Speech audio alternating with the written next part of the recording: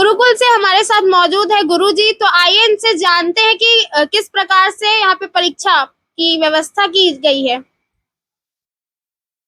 छत्तीसगढ़ माध्यमिक शिक्षा मंडल के द्वारा कक्षा 12वीं और 10वीं की बोर्ड परीक्षाएं प्रारंभ हो गई है और अंतिम चरण में है।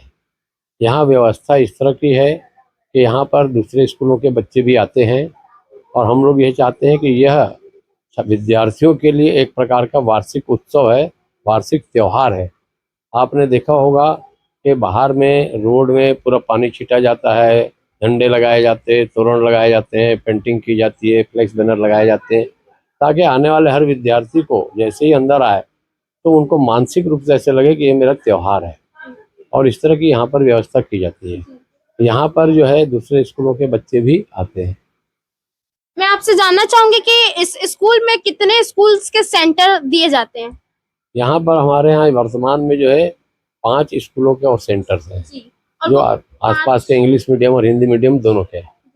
जैसे कि नाम रायपुर पब्लिक और रायपुर पब्लिक स्कूल के 2 हैं, ज्ञानदीप के भी हैं, महाराणा प्रताप के हैं और ज्ञान प्रकाश के हैं। ऐसे तो अभी बहुत समय से ये चर्चा रही है कि गुरुकुल जो है यहाँ पे सेंटर में बहुत चीटिंग होती है। इस चीज पर आप क्या कहेंगे?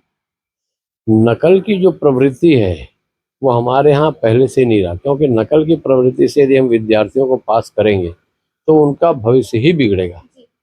हमारे यहाँ कभी भी जब से विद्यालय शुरू हुआ है, आज भी फ्लाइंग स्क्वाड आया था और उन लोग कभी भी आके चेक कर सकते हैं।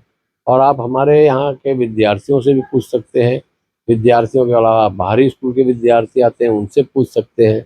बाहरी विद्यार्थियों के शिक्षकों से पूछ सकते हैं, क्योंकि हम लोग के यहाँ बच्चे नंबर्स अच्छा इसलिए लाते हैं कि उन लोगों को प्रैक्टिस कराई जाती है लिखने की। पिछले 3 महीने से लगातार दिसंबर से जो शुरू होता है तो लगातार लिखने की प्रैक्टिस कराई जाती है। प्रतिदिन 3-3 पेपर 3-3 सेट दिए जाते हैं ताकि बच्चा लिखने की प्रैक्टिस करे और अच्छे नंबर लाए। मैं ये भी जानना चाहूंगी कि गुरुकुल में 10वीं और 12वीं की जो आपके यहाँ संख्या है उसको भी आप हमें बताएं।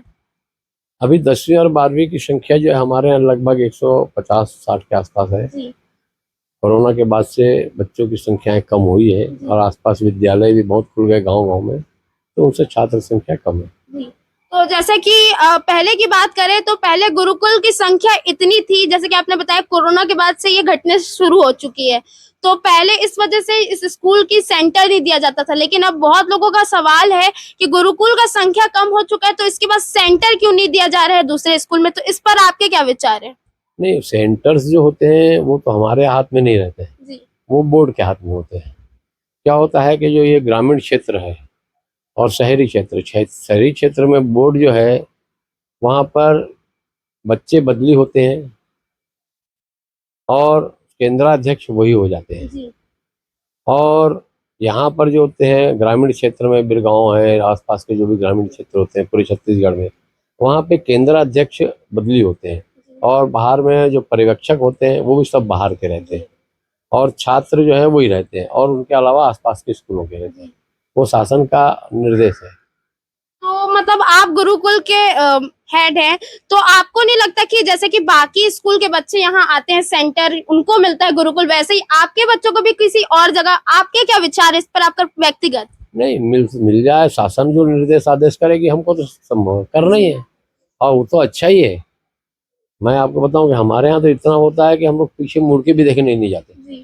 और मेरे स्कूल के बच्चे यदि दूसरे स्कूल में जाएंगे तो कम से कम पीछे मुड़ के तो देख लेंगे, यहाँ तो उनको देखने भी नहीं मिलेगा। तो अगर बच्चों के विद्यार्थियों को किस प्रकार से ट्रेन किया जाता है अभी फिलहाल में, आप बोर्ड्स के टाइम कैसे स्पेशल तरीके से अपने बच्चों को क्या होता है कि बोर्ड के बच्चों को पहले जो होता है हम लोग मोटिवेशन लेते हैं। 3 बार मोटिवेशन की क्लासें चलवाते हैं यहाँ पे और उनमें टॉपर बच्चों का मोटिवेशन अलग लेते हैं ताकि मानसिक रूप से और शारीरिक रूप से बच्चे जो हैं वो प्रिपेयर हो जाए, क्योंकि परीक्षा के समय उनको टेंशन होता है और उसको बीमार होने का चांस ज़्यादा रहता है, तो उनको पहले से तैयार कर दिया जाता है 2-3 महीना पहले। ये तो रही टॉपर्स की बात, और जो वीक स्टूडेंट है उनके लिए क्या विशेष किया जाता है? उनके लिए क्या है, लगातार प्री बोर्ड लिया जाता है, टेस्ट लिया जाता है, जैसे हाफ ईयरली होता है, फर्स्ट सेमेस्टर होता है, फिर उनके लिए प्री बोर्ड लिया जाता है। एक बार 3-3, 4-4 बार प्री बोर्ड लिया जाता है ताकि उन बच्चों को तैयारी करने का मौका मिले।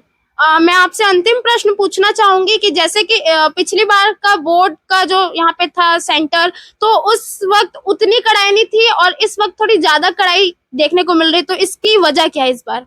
नहीं, कड़ाई तो उस समय भी थी, अभी भी है। नहीं, पिछली बार टीचर्स जो थे उनको रहने मिलता था, लेकिन इस बार विषय के कोई भी टीचर्स को स्कूल में अलाउ ही नहीं है सेंटर्स में। नहीं, विषय टीचर्स पहले भी नहीं रहते थे, पर पहले ऐसा रहता था कि कॉमर्स के बच्चों के समय साइंस के टीचर्स रहते थे, साइंस के बच्चों में कॉमर्स के जी। टीचर रहते थे।